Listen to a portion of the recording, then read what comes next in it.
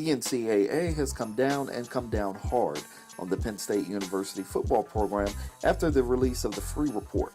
As the university decided to remove Paterno's statue and a halo was removed from the Paterno mural, the university was able to sidestep the NCAA death sentence. The sanctions are as follows: a $60 million fine, vacating of wins from 1998 to 2011, 4-year postseason ban, 4-year scholarship reduction, 10 immediately and 20 in total. Players may transfer and play immediately at other schools, and the athletic department has been placed on probation for 5 years. One interesting aspect is the estimated $13 million in future bowl revenue. It will be allocated to established charitable organizations and Big Ten communities dedicated to the protection of children, per the Big Ten Conference.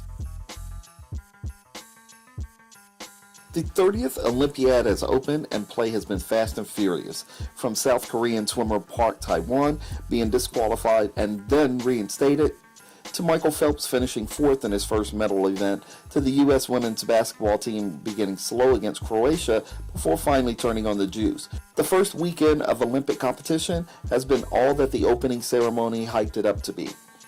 NBC will cover all of the events, with every event being streamed online as well if you can't wait for the television coverage and you desire live action. Teams to watch are the U.S. men's basketball team, Usain Bolt, and the U.S. women's indoor volleyball team, but they are far from the only interesting international athletes to watch. This Olympiad will feature the second oldest Olympian ever, as the hope for old men, 71-year-old Hiroshi Hoketsu, will compete in the equestrian dressage event beginning August 2nd. Medal count after the first weekend is China by 1 over the U.S., 12 medals to 11.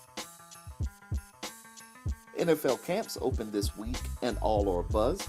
Highlights are Peyton Manning being welcomed back on the field, but in a different uniform in Denver, Tim Tebow being heckled by a few loud fans during the Jets' first public practice, and the usual switcheroos of players around the league.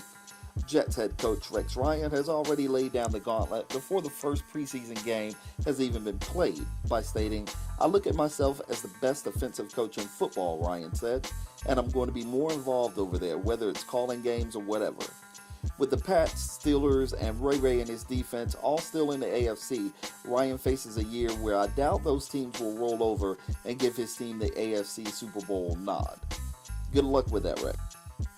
After having a troublesome time locating a venue for their Miami nuptials, NFL wide receiver Chad Ochocinco and his bride, reality television star Elvin Lozado, now are back in the news for similar silly news. When married, the Mrs. changed her name to Ochocinco, but now the Mr. has changed his name back to Johnson, as he had planned prior to the wedding.